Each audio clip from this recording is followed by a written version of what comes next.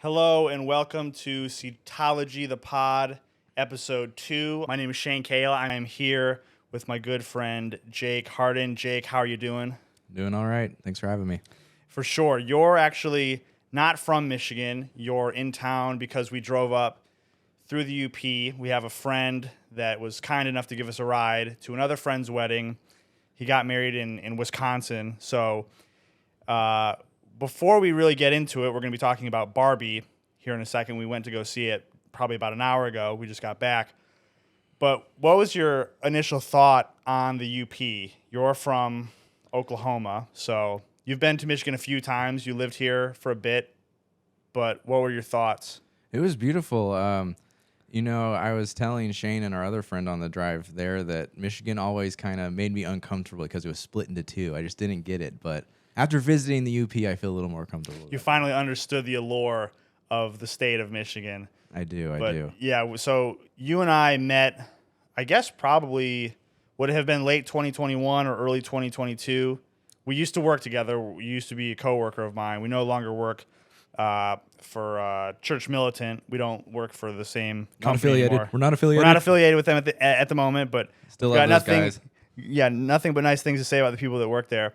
But so you're in town, you're staying with me, and I decided, well, you had already seen Barbie before. Yes. You saw it pretty much. Did you see it opening weekend? I saw it, I think the Monday after opening weekend with my girlfriend. So Okay, so you This is kind my of second got time. in right during the hype at its peak, essentially. yeah, there were people in costumes there when I went, and it was a packed theater. But There was also a couple that, correct me if you think I'm wrong, but there was a couple that was at the theater when we just went to see it, and they looked like they were in costume, kind of. they were like dressed to the nines. I don't know if they were in costume, but they were definitely dressed up.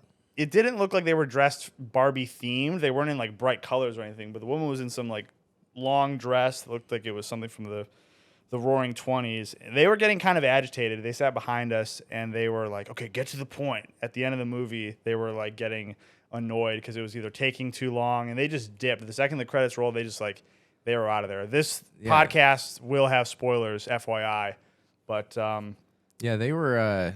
Something made them mad. Like, we'll probably talk about this later, but there was a monologue between the main character Barbie and the creator of Barbie, and then they just like left as soon as that ended. yeah, and to be fair, like I didn't think that the little dialogue between, I think it was Rhea Perlman. I think it's Rhea Perlman who was in Cheers and who was in Taxi, who's married to Danny DeVito. She was the woman who played the creator of Barbie.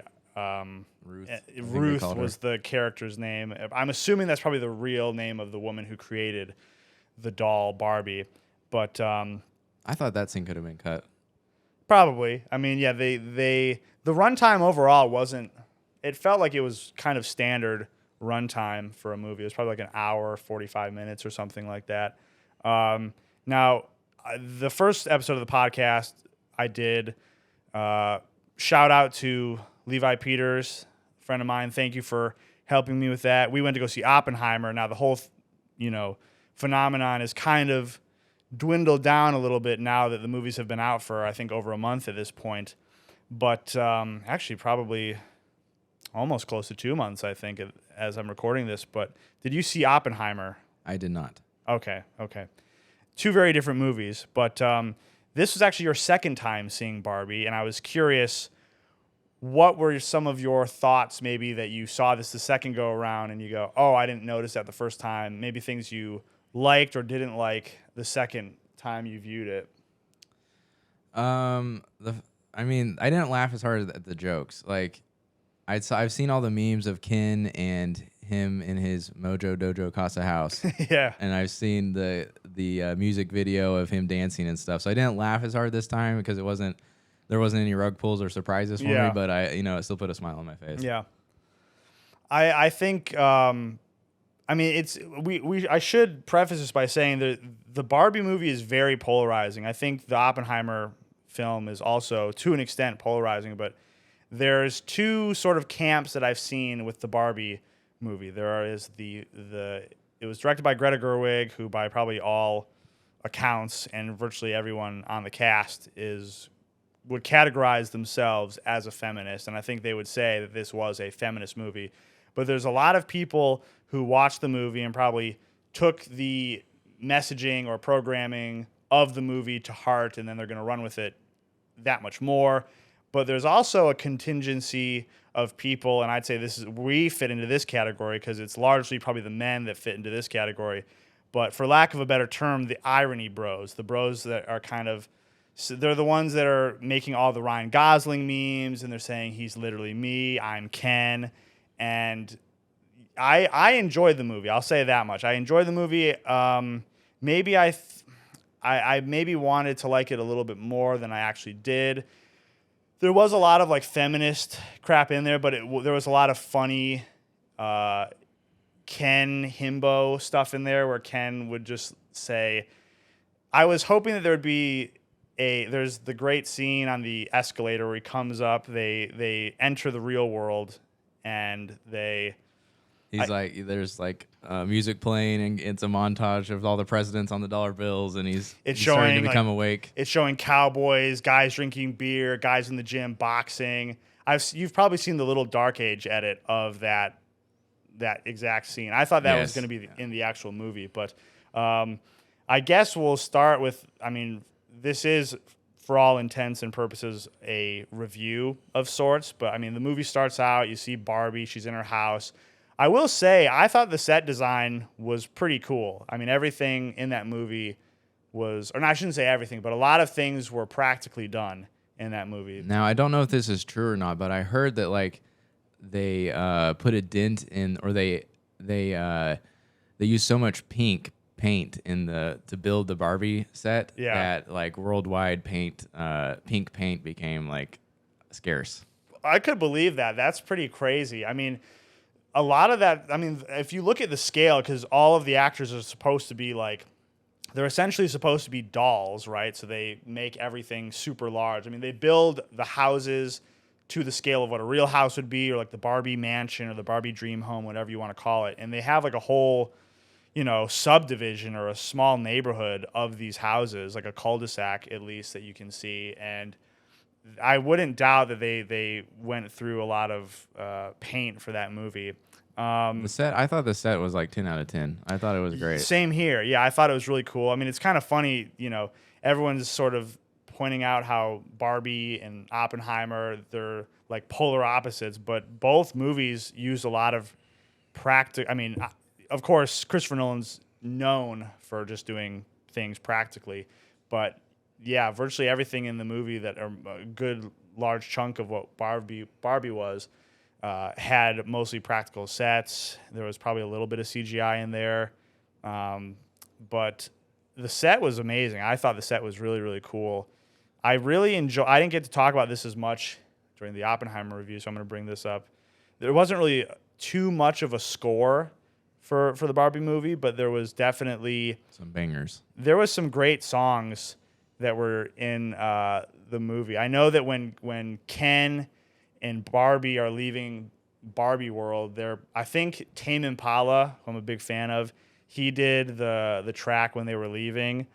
The only musical number although if you're gonna have a musical number, it's pretty cool that they had My Name's is it My Name's Ken or I'm Just Ken, I think is the name of the song. I'm Just Ken. I'm Just Ken was that made up for a lot of the sort of feminist claptrap that was going on in the movie. That whole scene was great. It almost felt like there was a right wing writer of the movie. It was what can I get away with? Okay, I have to do this, woke stuff. Everyone's come to accept it. They're used to it now. It's I have to throw this woke stuff in here. Yeah. But it's how can I get away with this? And they got away with it. The song was so good. The dance was so good. And Ryan Gosling's playing this kind of over the top aggressive dude, and it's just hilarious. Ryan Gosling was perfectly cast to play Ken, and Margot Robbie, of course, was perfectly cast to play Barbie. Of course, they've made many Barbies that are different races and all that and the rest of it, so that didn't really probably deviate too much from the truth because they're actors playing dolls, essentially. But Ken just was all the Kens were really cool. Michael Cera was pretty funny as Alan, just the weird sort of. And that part was funny too because later on in the film, he teams up with the Barbies to take down the patriarchy, and they cast the beta male perfectly. Yeah, he's kind of like you don't want to be Alan, guys. He's the male feminist. Nobody wants to be Alan, essentially, and he's the only Alan. I mean, they make that joke kind of clear in the movie that I guess that was probably a real doll that that Mattel made, and Mattel greenlit this movie also.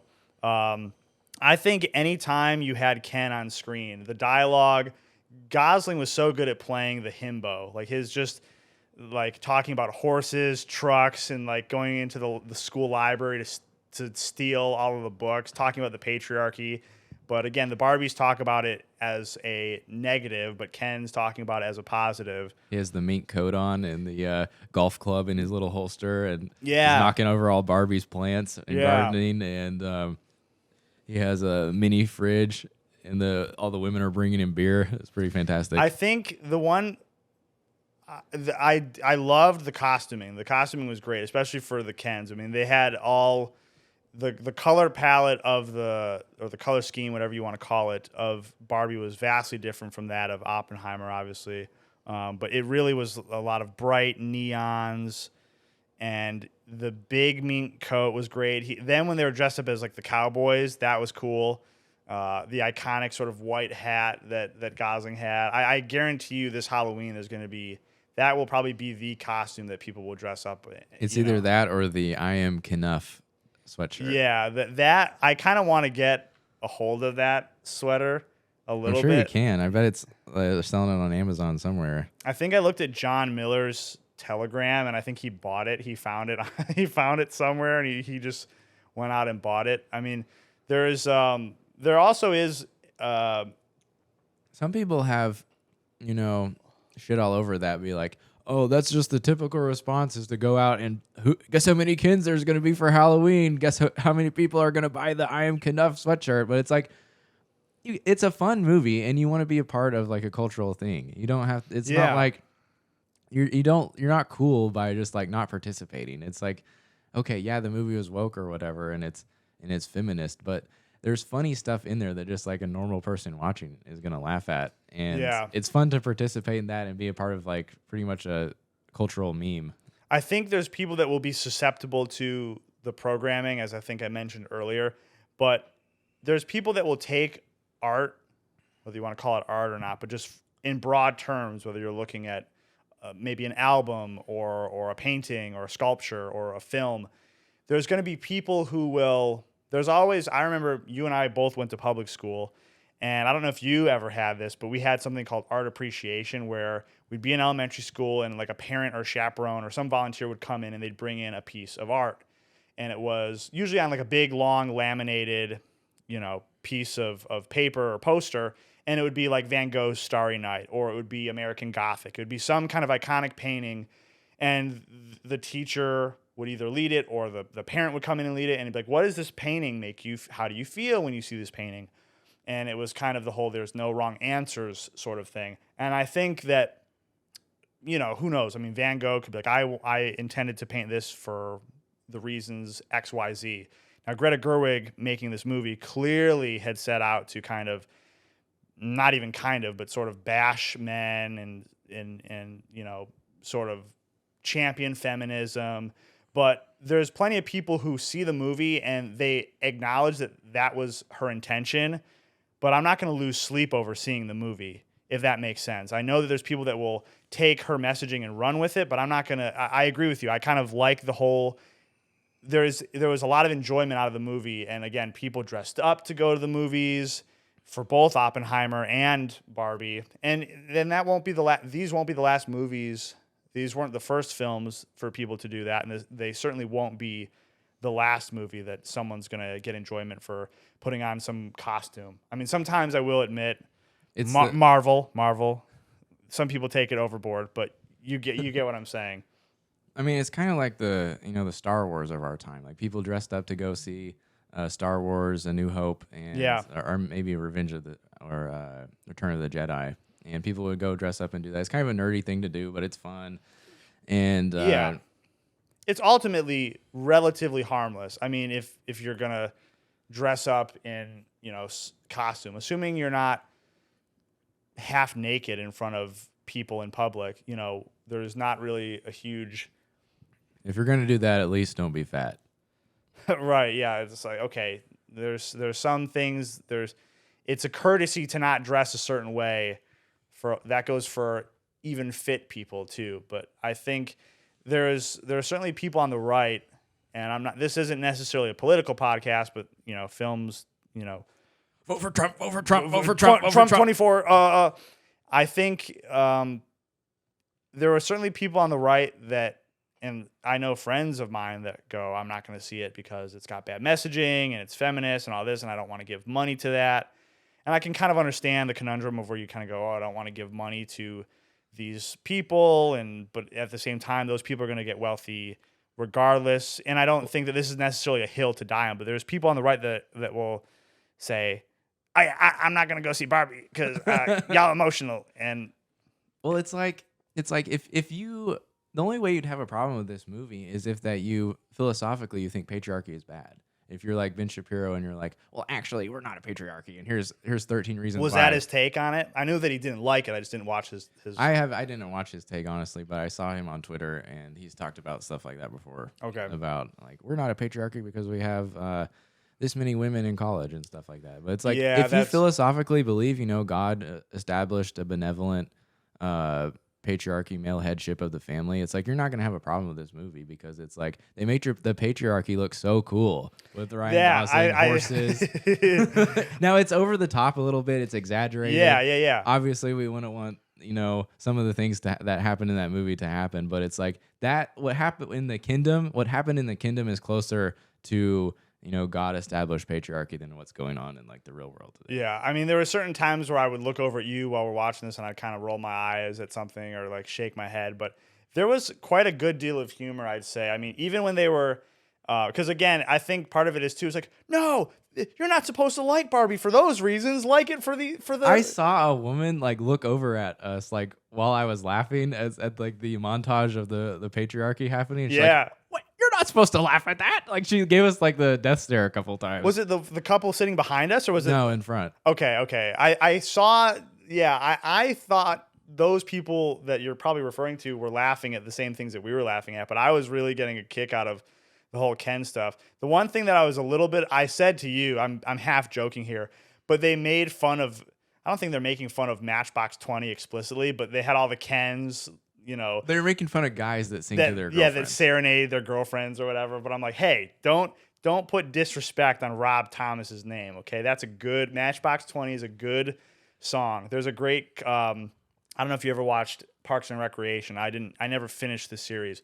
But they had the actor who plays John Redcorn in King of the Hill plays some like Native American like leader in the community in Pawnee in Parks and Rec, and they do a little like cutaway where he goes like he's like, there's two things I know about white people. They are terrified of curses and they love Matchbox 20. And I'm like, and I think that's really true. Like Matchbox 20 is great. Paleface enjoys Matchbox. Yeah. Paleface sings along to Rob Thomas tunes and Santana. I think ultimately, I don't know. I'm trying to think. Obviously the whole thing. Part of why I almost didn't want to see the movie, and I know someone would be like, oh, well, that's why you didn't want to see the movie. Someone on the left would go, that's why you didn't want to see the movie because there was you shouldn't say tranny, but there was like a tranny Barbie in it. Oh man. Now I have to be honest. I didn't realize it the first time I saw it. Really? I didn't. But now that then you saw it, and I was like, oh no. I looked at the whole movie a little bit differently. Well, yeah, because there's one scene where, and I saw someone point something out, and they go, okay, you're going to not go see a movie all because there's one tranny in it. And the cringiest part was where it's the scene where it's kind of it's not quite a montage, but it's showing all of the Barbies tricking the Kens to sort of usurp the Kendom kind of thing. And it's like, make sure that you, I think the one thing was make sure you pretend like you don't feel confident or you feel ugly, and then a Ken will say that you look pretty or whatever. And then it was like it was clearly a guy, and It was the librarian cutaway from Family Guy, where it's like I don't even think I know that you one. don't know, or it's like this is like well maybe I shouldn't say this, but it was like this is sexier than a librarian or something, and then she like took her glasses off and she's like actually hot. But they did it in the Barbie movie with Ryan Gosling in a tranny, so it was like Yeah, it was that the part made me opposite go. of like hot. Yeah, I was like, ugh, gross. I think I don't know. I'm running out of things to say. I mean, honestly, this movie wasn't as long as it wasn't some super long movie. I thought it could have been shorter. Like it was almost 2 hours long, but I felt a 90-minute runtime could have been better. They could have stopped it after so the Kens get in a war with each other. Which that sequence was really cool. I'm not gonna lie. That was really cool. Like there's so many memes you could make out of that war, but the war between the Kens, they were fighting over the Barbie's attention, and after that sequence, they forgot that they were voting on the Constitution that day to turn Barbie Land into the Kingdom, which was like the opposite of Barbie Land, where the Kens were all in charge, and so they forgot to do that, and then the Barbies took back over. And Ken goes back there and he gets upset with Barbie. I felt like they could have cut it like there. Like after that, the Barbies took back over Barbie Land. I think they could have stopped the movie there. Well, if they did that, then it would be like there'd be no. Yes, I see what you're saying. I'm trying to think because they did that, and then after that happened, then Will Ferrell. There's a whole part of the movie where Barbie and Ken go to the real world, and then Will Ferrell is the CEO of Mattel, and there's a whole boardroom full of men, like the CFO, the CEO, and all these other higher ups.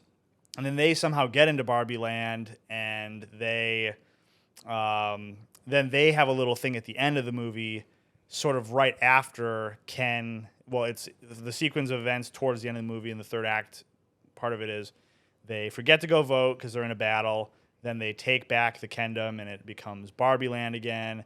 Then Ken is upset, and he has the whole dialogue with Barbie, and he's like, it's Barbie and Ken. And she's like, no, you can be just Ken on your own and all this. Then he does his fun little slide down the slide at the Barbie dream home. And then that's when they have Will Ferrell and all the CEOs or whatever show up. Then after that, they have the whole scene with, was it Ruth was the woman who made Barbie? Yes. Yeah, so she shows up.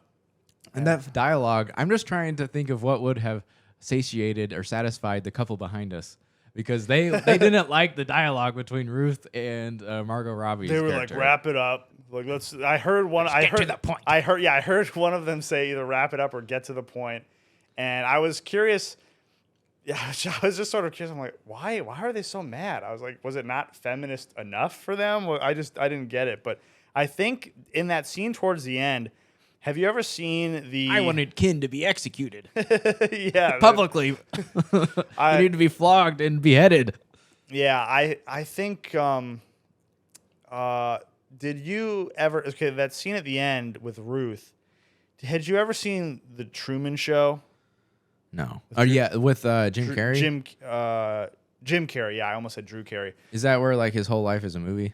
His whole life is almost essentially a simulation, and he lives in this world, and he's on a TV show, but he doesn't know it, and everyone in his life is basically acting, and the movie might be objectively, I've only seen it once, but it could very well be one of those movies where structurally it's a good movie, or technically it's a good movie, how it's shot. But that movie is directed by a very atheist director. I forget the dude's name. But someone pointed out to me before Barbie ever finally released, someone said, he goes, Barbie is like the Truman Show for girls.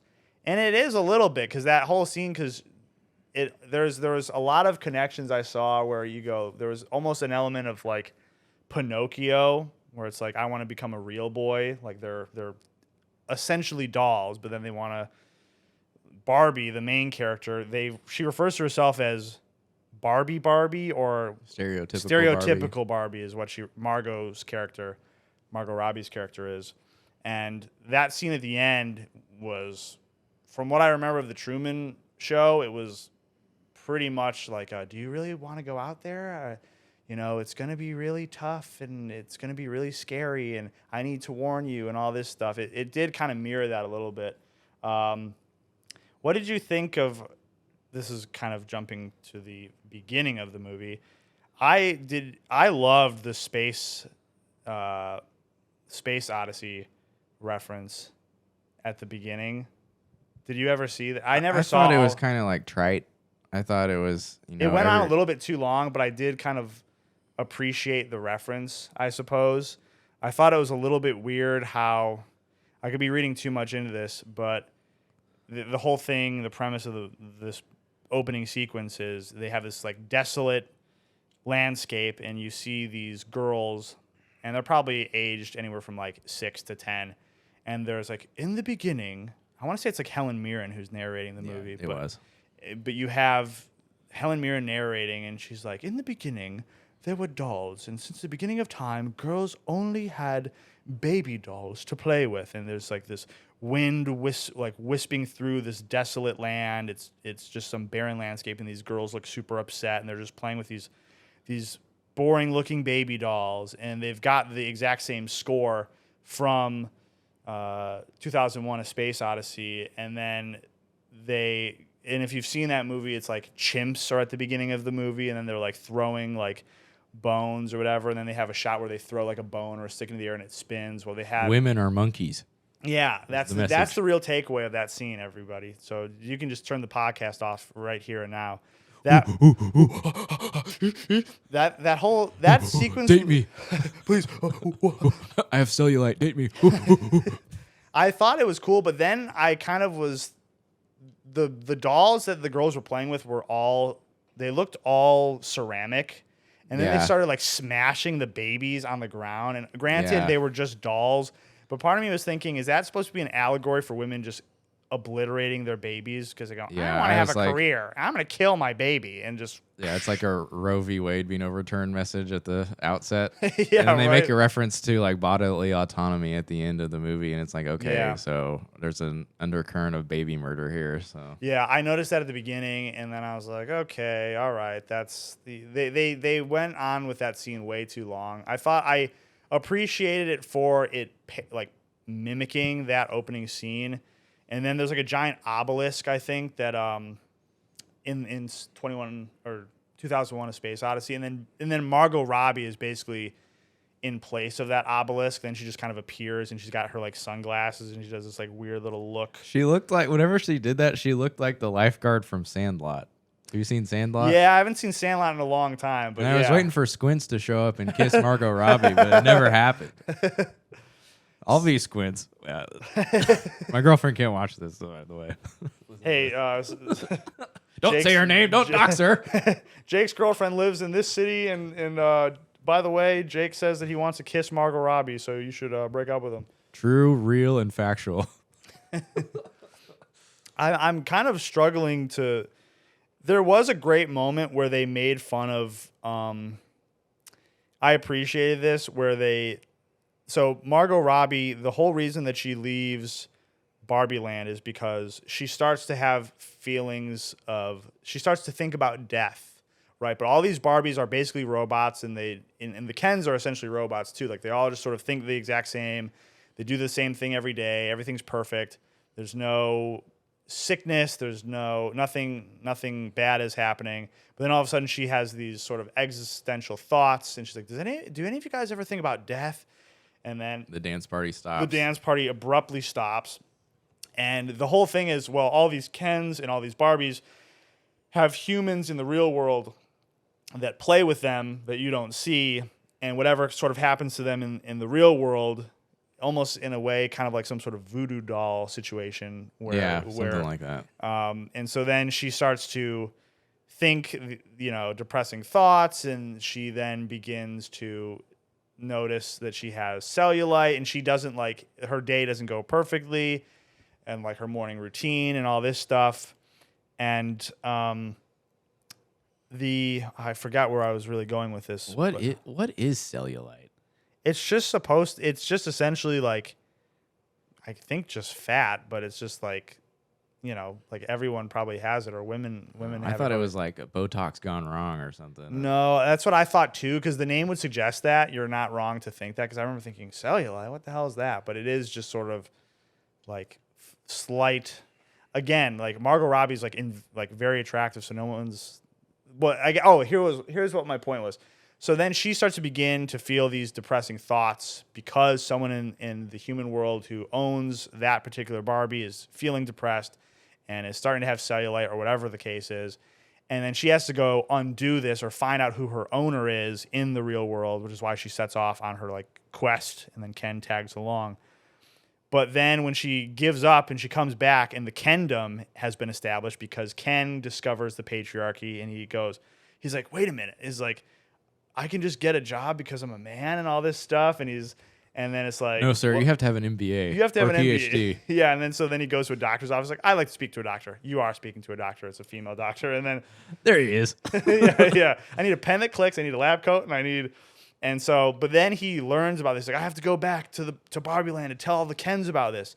And so then he does that. Then Barbie, she meets her owner and her owner's daughter, because she thinks in this vision, she had a dream, and she thinks this teenage girl is all depressed, and that's why Margot's feeling depressed, but really it's her mom who's feeling all depressed. The woman who played Ugly Betty in Ugly Betty, America Ferrero. SNL, the lady from SNL, the weird Barbie. No, that's Kate McKinnon. I'm talking about the human.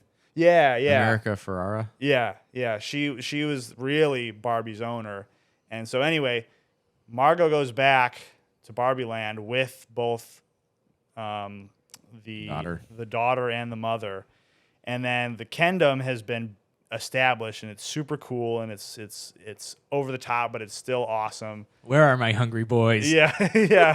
and the women are waiting on them hand and foot, but then Barbie gives up, and she's all depressed, and so then she's no longer stereotypical Barbie. Then she is, I think they refer to her in the movie as chronically depressed Barbie, and they have this whole little fake advertisement that pops up like irrepressible thoughts of death Barbie. Irrepressible thoughts of death Barbie. She spent 8 hours on Instagram, and she watched Pride and Prejudice for the seventh time. 7 times. She's eating a bunch of Starbursts, and now her jaw hurts, and just like and they had the Barbie crying, and I remember thinking that, I mean, someone's going to be like, how dare you? You're laughing at depression. Do it, Shane. Do it. You're laughing at depression. But I thought that scene was quite funny. I was like, okay, that was kind of spot on, because there's women. I laughed at that scene too, and then the lady looked at us. Oh, that was another time she looked over at us? Yeah.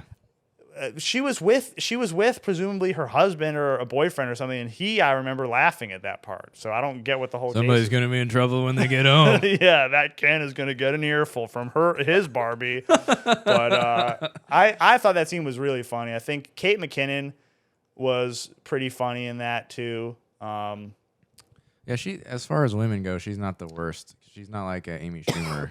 Yeah, I think you got to give credit where credit's due.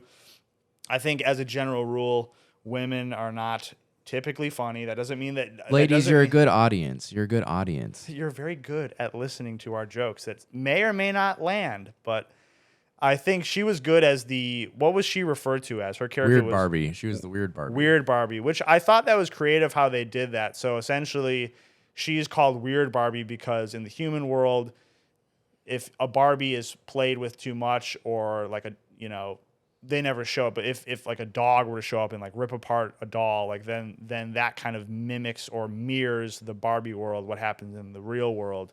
And so yeah, she had her hair was all jacked up. She kept like doing the splits, and like her face was kind of like messed up too. Yeah, it looked like she had been drawn on. By yeah, like a kid would. You have I have a sister, and she never really played with Barbies too much, but as a guy, there was the temptation to like mess everything up. Yeah, mess up the dollhouse, or mess up like the dolls or whatever, and so or steal the Barbies from your sister so your G.I. Joe could have some hoes. That's Was there a specific GI Joe? Because didn't they all have different names? There was like a GI Joe, and then they'd have like. And the black GI Joe and the Vietnamese. I think that's what they're referred to on the tin. It's called as the well. diversity collection, Shane. Yeah. Okay, that's actually a whole nother point. But yeah, they had diversity. They had diverse Barbies and stuff. But like GI Joes were diverse, but they were like all Chad. You know, they were. Well, it's like that meme of were they diverse? I was just kind of riffing, but no, they were all the same guy, right? The It was GI just Joes, like the army dude. GI Joe is the main guy, and then I never watched the GI Joe show, but obviously back in the 80s, the whole thing was they would make a show to sell toys. That was like the big thing, like is the Like toy. Transformers. Yeah, like because I think the show came first, and then they would make the toys to make the money, basically, or maybe it's the inverse. But there's a bunch of great GI Joe like parodies on YouTube, and there was like a Native American GI Joe, some Chinese, Japanese one, Native, or I already said Native American, but yeah, like white, whatever. Well, it's like that meme of like, because I think whenever like girls play with toys, they want to make the toys like them. Yeah. But if a young boy is like playing with Batman, he wants to become like Batman. So it's like, you know, the whatever race the young boy will be, you're like, that's literally me. That G.I. Joe is literally me. Even no matter like, even if the kid's black and he's playing with like a white G.I. Joe. Yeah. But it's like with little girls, it's like, finally we have a black mermaid. It's like, now I feel represented. But with the boys, it was like a black kid has been playing with a white G.I. Joe for 10 years and hasn't realized it. Yeah. I know there's a great clip of, because they did first of all, the attempt to do any sort of live action Disney animated movie, in my eyes, is pretty dumb across the board. Like, you know, but they did the live action Little Mermaid like a year ago, and it was like a black Little Mermaid essentially. But there's a clip that I saw of some girl, and it's like this black girl, and she's probably about 10, and her mom's filming her in the family room or the living room, and they've got a TV on, and they're playing the trailer for the Little Mermaid or whatever. And this black girl goes, "That's not Ariel. Ariel is white, not black. And Ariel has red hair. Her hair's not braided, you know." And she's like, "That is not Ariel." And she's getting all upset. And the mom and the auntie are like watching this, and they're actually getting like, you can tell that like the subtext or the undertone is that they're annoyed. They're like, how does she not like this version of Ariel? It's a black Ariel. And she's like, "No, that is not Ariel." But yeah, you're right. There is the psychology. That's just ingrained racism in that poor young girl. Yeah. Shane. There is some truth to the, you know, wanting to how guys play with like their action figures versus how girls play. Yeah, the girls will take like Batman shopping and put makeup on him and emasculate him. Yeah, but the boy will become whatever toy he's playing with, either Superman or Batman or G.I. Joe. Yeah, and there's something to that. It's pretty funny. Yeah. But back on Disney movies, I'm still waiting for Disney to cast Tarzan as a black man. Like, I want some representation in that. Disney doesn't have the balls to do that, because then the whole conversation becomes, wait a minute, are you saying that black people are like monkeys? What are you talking? What? I've been waiting like however long Tarzan is. Like, they need some representation in there, Shane. They need some DEI. It's the current year. We really need to have a Phil Collins It's track. 2023. It's finally. We need to talk about why Tarzan has always been. All right, we're gonna have a. It'll be both animated and live action, and it'll be a black Tarzan. It will be a Phil Collins soundtrack, like it was in 2000. Oh my goodness, that movie's 23 years old. But we'll have an urbanized Phil Collins soundtrack. We'll make it black. We'll make it more hip and cool. We'll get a Kendrick Lamar feature to go on there, maybe Tyler the Creator, and we'll make it it'll be very cool. And then for whatever reason, it won't be in the jungle anymore. It'll be in like the concrete jungle, and it'll be. Can you hear the sirens in the air tonight? Phil Collins is actually like, he just gave his completely different note. We went from talking about Barbie to now talking about Phil Collins. Phil Collins is now. How these things go. Yeah, I think that's, you know, if anyone likes this podcast, they're going to not care. They'll be like, oh, cool, they're talking about something different. But Phil Collins, I think, is in very bad health. And now I think he just gave his last performance. Really? Ever. Yeah. I didn't know that. Yeah. Sorry to bring the tone down. This is supposed to be a fun. I'm stopping the podcast. I'm going to go research Phil Collins. This is supposed to be a fun sexist podcast where we talk about Barbie, and instead I'm talking about how Phil Collins is very now sick. I feel sad. We were driving when we drove up through the UP. We listened to a few Phil Collins tracks, I think. Yeah. We listened to Tarzan. I mean, the only one I knew was call it in the Air Tonight, whatever it's called. You almost didn't know it. You go, the only one I knew was What is In the Air Tonight by Phil Collins? I'm sorry, Jake. You just won $10,000. We'll be right back to Who Wants to Be a Millionaire. I'm giving it to Josie from Fish Tank. It's like, hello, Josie. This is Regis. This is Regis Philbin. You're on with Jake Hart. He's trying to. Does anyone even watch? Do they still do Who Wants to Be a Millionaire anymore? I haven't watched it. I just remember the Slumdog Millionaire movie. I never watched that. Was that a good movie? I heard good things about it. It was okay. It was kind of weird. It was like, it was kind of a Bollywood. The premise, right, is that it's the kid answers all the questions correctly because he lived through some of the things that were in the questions. And it flashes back to all of his. That's what I heard, yeah. And I heard it was good. I mean, I would watch it. It's got Dev Patel in it. I think he's British.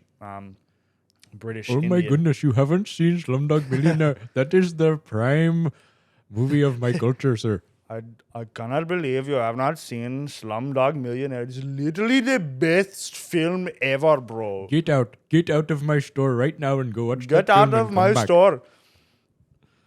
I don't really know what else to talk about as far as this movie. I mean, we kind of talked about the music. The music was good. There were some bangers in there.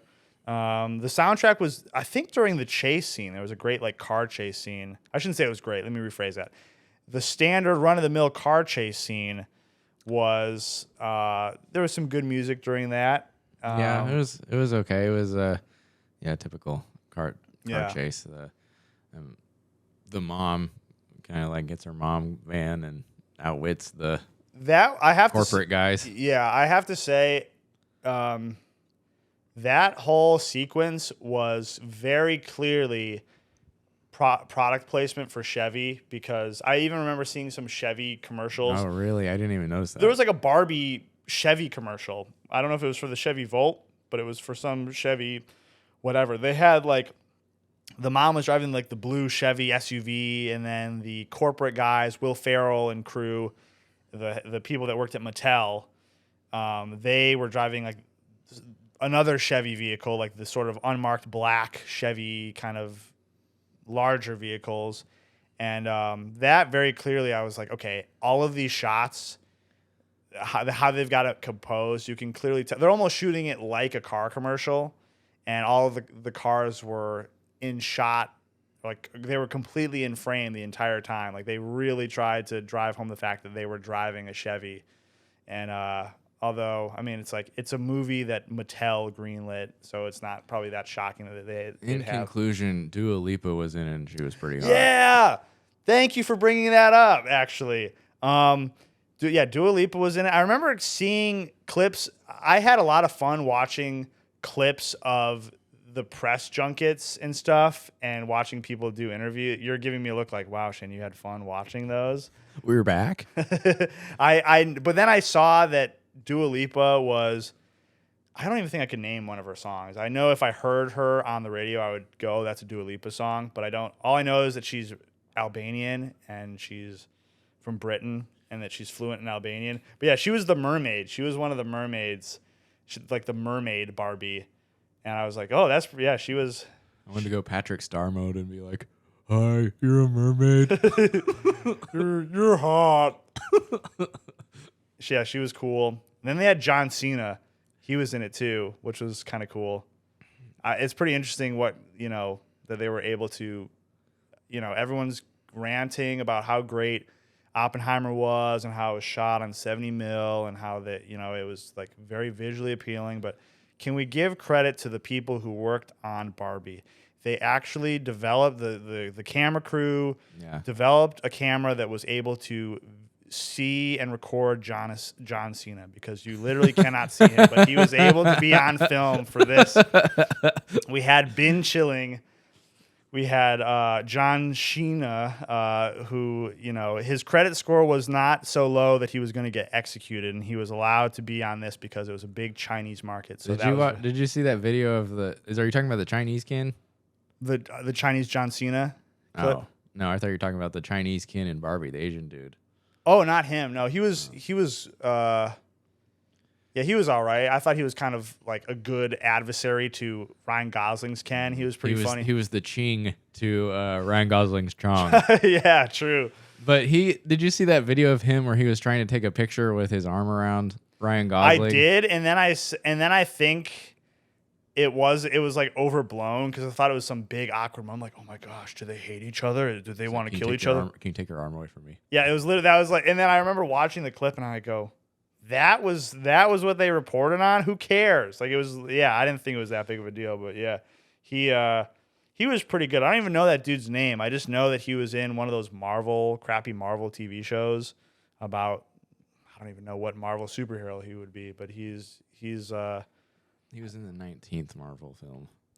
Yeah, whatever. Or the 23rd, I can't remember. He was in he probably had, well, actually, he had a cameo in the 17th Marvel film and the 18th, but then he was in the 14th Marvel television show. According to r/Nick Fury, that is inaccurate information, Shane. I was in the story time. I was in the liquor store that was by our old workplace, and I was just waiting in line to like buy a case of water or something, and this guy in front of me was talking to the cashier and was raving and ranting about some Marvel crap.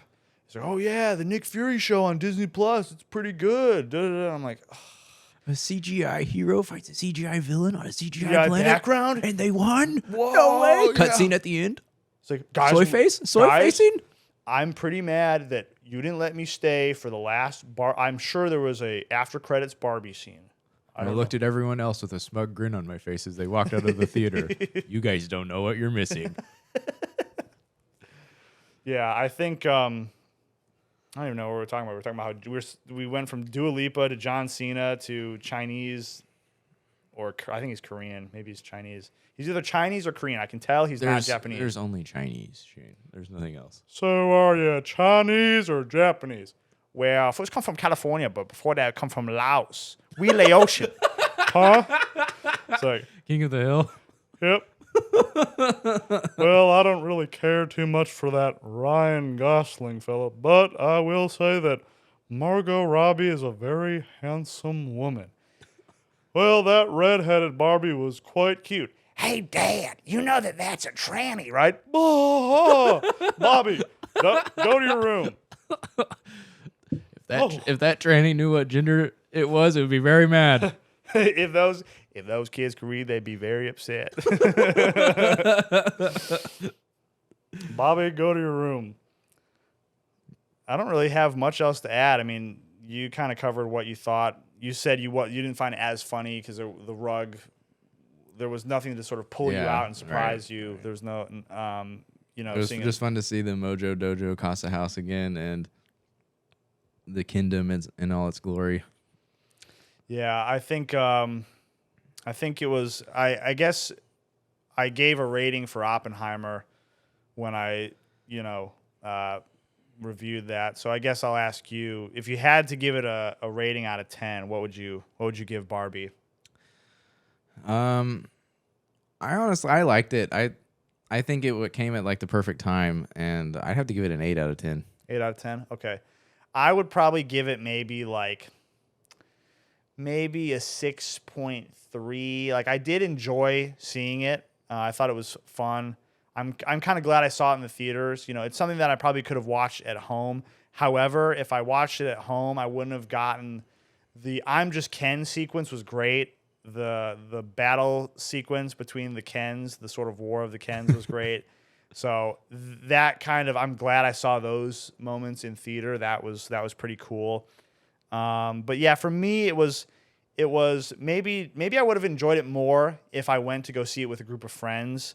Although, hey, that came out wrong. I apologize. That came out wrong. Instead of a instead of a freeloader Instead who's of a living peer. with me for the weekend while he's visiting from Oklahoma, this guy's a bore. That's probably bored. It's spelled Bored. It was an act of fun instead of an act of charity. I think, no, I'd say I saw it in, what I kind of meant to say was maybe seeing it in a bigger theater, because I think there is something to say about when you see a movie in the theater and it's sparse and there's not as many people in the seats. You're still seeing it in the theater, but it's not quite the same. I mean, also there's the risk of if you see a movie with a large crowd and it's something really important, or the dialogue is, quiet, that if there's loud people in the theater talking, they could potentially ruin it for you, or whatever the case is. But I saw it in the theater, so that was cool. I think I remember I told you this. I was supposed to go see this before I saw Oppenheimer. I had planned to go see this. Our friends Charlie and Ronan, they were like, "Hey, we're gonna go see it. You want to come?" I'm like, "Yeah, for sure." And I don't work with them anymore, but it's always cool to see your old friends and coworkers. So they're like, "Oh, meet us at this theater." So I go. And I wasn't thinking, and it was a Wednesday. It was the middle of the week. And like, "Oh, we're going to go see it at 9 o'clock on a Wednesday." Or 9, yeah, I think it was 9 o'clock. So I go, okay, whatever. And I'm a stickler for getting to places early. I always like to get to the movie theater early, even though you can probably show up like right before it starts. Assuming it's not the opening day, you can usually get seats. But I show up 20 minutes before it's about to show. And then they go, "Oh, you better go buy your tickets." And they have a little like automated touch screen to buy your tickets. And I go and it's all sold out. So I drove like across town to meet them just for them to be like, "Oh, sorry, it's sold out." And then I was man. this. And so I was like annoyed. And I was thinking, whatever. I was like, I don't even want to see this as much as I want to see Oppenheimer. I've already got plans to go see Oppenheimer, a week after that. But I think it's probably just a 6 or a 6.3 for me. I think that if there's any guys that are trepidatious about seeing it, to quote Ryan Gosling, there's something in it for the Kens. There's something in it for the Kens. I think guys will still enjoy it. I think that it's one of those things that a lot of women are going to champion, and they would champion it regardless, if guys like the movie or not. And again, I think the whole thing is guys are liking it for the reasons that Greta Gerwig would probably be like, "No, you're not supposed to like it for that reason." It's like, well, I do like it for that reason. So I'm gonna like it even harder. Yeah. So I think it's a fun movie to see, but if you rent it, and at this point it's been over a month since the movie's out, so you might have to just wait till it comes out to stream it or to rent it or buy it, because they're not showing it a whole lot anymore. But I don't know. Do you have any final thoughts you want to add? I think the takeaway is that patriarchy is realistic. It's in the real world. The patriarchy is real, and much like kin, we need to start the patriarchy fresh. We need make our own kingdom. And if there's any guys out there that are feeling disenfranchised, or you're feeling like you're not enough, you are Knuff, and you can tap into your Kenergy, and it'll be good. And can you feel the Kenergy? Feels so real, my Kenergy. Yeah, that's pretty much it. Jake, thanks for doing this. I appreciate it. Trying to put out some podcasts, and movies seem to be like a pretty easy topic to cover. Everyone likes movies, and there's certainly a lot out there. So, this certainly sometimes delves into anecdotes, or talking about politics and things like that. So, and you're sort of aware. You've got your finger on the pulse. You're younger than me, and you kind of know a lot about politics and things like that. I will say, I was going to mention this because I think this is a funny story. I saw on Twitter that there was someone who was saying, "Oh, I'm not going to go see Barbie because I'm not a girl," and your response was, "You go, you're afraid." I forget all my best content. I let other people enjoy it, but I think I did say that. Yeah. So, but yeah, definitely go see it.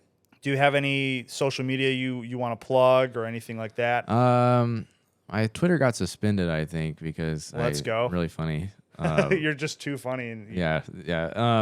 I have a YouTube channel it's under Jake H, and my Instagram is JakeHarden76.